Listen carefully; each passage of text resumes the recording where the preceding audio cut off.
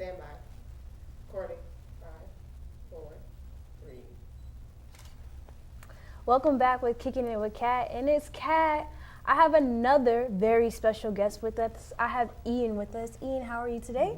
I'm doing all right. How you doing, Kat? I'm doing very well. Now let's get down to business because I've heard some rumors that you have a book out. Is that correct? That is correct. And what's the name of your book? It's entitled Rebirth of a Dream. And can you tell us a little about the book? Okay. Essentially, Rebirth of a Dream is a memoir. It chronicles my life growing up in North Omaha and whatnot, and it follows me through Howard University and through law school and whatnot, and just really recaps my experiences, growing up in poverty and whatnot, and it outlines a blueprint for other kids or other individuals who may find themselves in similar circumstances. It relates to anyone who ever had a dream about escaping those circumstances and becoming more than the world expects them to be. Now, you said you went to Howard, is Yes, that correct? yes, that's correct. And what did you study there again? Political science. Political science. Ooh, okay. Yeah, so politics a little bit. How do you like that?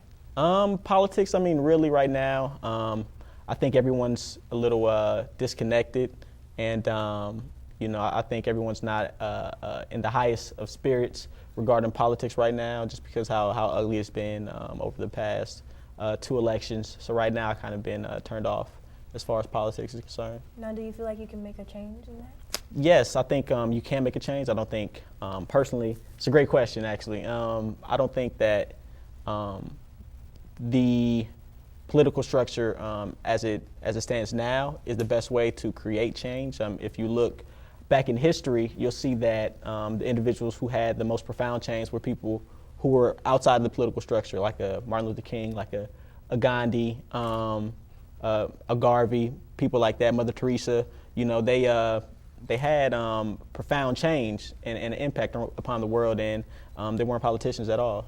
So what made you have the motivation to write this book about yourself? Because I felt like if I were able to escape that particular situation, and there are so many other kids, or young people who are dealing with similar circumstances, and not even young people, maybe adults as well, who are dealing with any issues they may have that they feel are holding them back from being everything they're capable of being.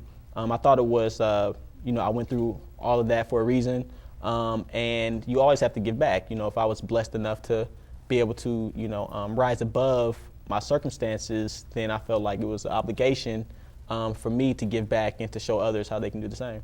So what's your audience for this book? The audience, it's a few tiers.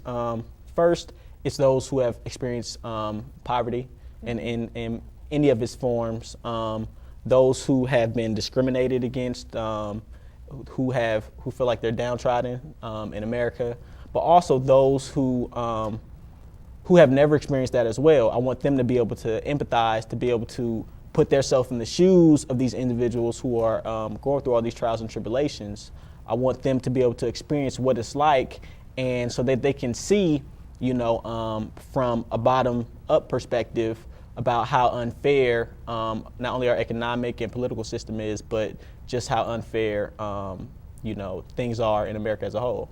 What's your biggest message that you send out in your book?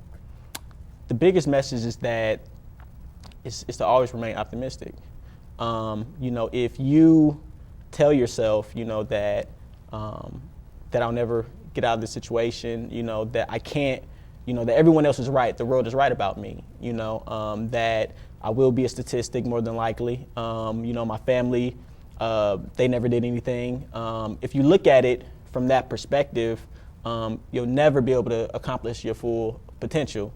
You have to be continuously optimistic. You always have to be looking forward. You always have to be thinking about how you can better yourself and trying to find whatever inspiration or motivation that you need in order to excel.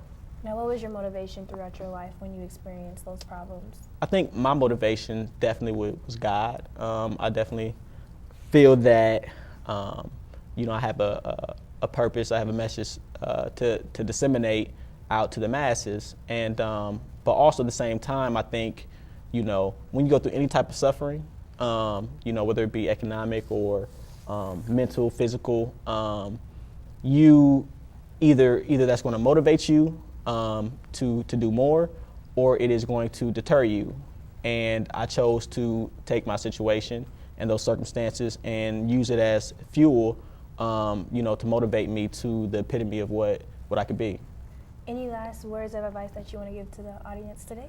I would definitely give words of encouragement to any individuals who may be going through anything in their lives and are kind of unsure about the direction that the country's going, the direction that the world is going. I think that right now is a perfect time to be optimistic, just because there is a new generation of young people. There are a new generation of individuals coming along who are tired of the way things are, and I think it's going to take that type of courage, that type of fearlessness, and that type of optimism that younger generations tend to have in order for things to really change into the future. So, no. Did you have any journalism experience? No journalism experience. My background pretty much is public speaking, political science, and law, but no journalism. But in law school, we were required to write a lot, so that assisted in that, and me writing the book as well. Now, have you heard of the Omaha Junior Journalist Program? I have not. You haven't? No, I haven't. I have not. Well, it's a program for young people. Okay. And they're able to get hands-on with media, radio, print, all the things that you need in journalism or broadcasting. And it's theirs. They do what they want, and they get to have the hands-on experience. Okay. Now, from somebody who didn't get that experience, how do you feel about that? Like, do you feel like it's beneficial, or? No. I mean, the program sounds like a spectacular program. I think if the way to be successful at anything is to find what it is that you love to do, to master that craft, and then continuously try to find ways to innovate and to progress in that particular area. So if, I didn't discover, I didn't write my first book until I was 25. So, that's something I love to do, but I've been doing public speaking since I was 15. So that's 11 years I've been doing that now. And, it's something I love to do, something I could do for free that I wouldn't get paid to do. So it's easy for me to try to master that. And once you master something, people will come to you for it, and they want some of what you have. So the fact that you guys are mastering a particular skill, right now is something that is extremely beneficial. Like, you guys are a million light years ahead of the curve. Now, if you take this and you take it seriously, I think you'll benefit immensely in the future in ways that you can't even comprehend right now. That's good.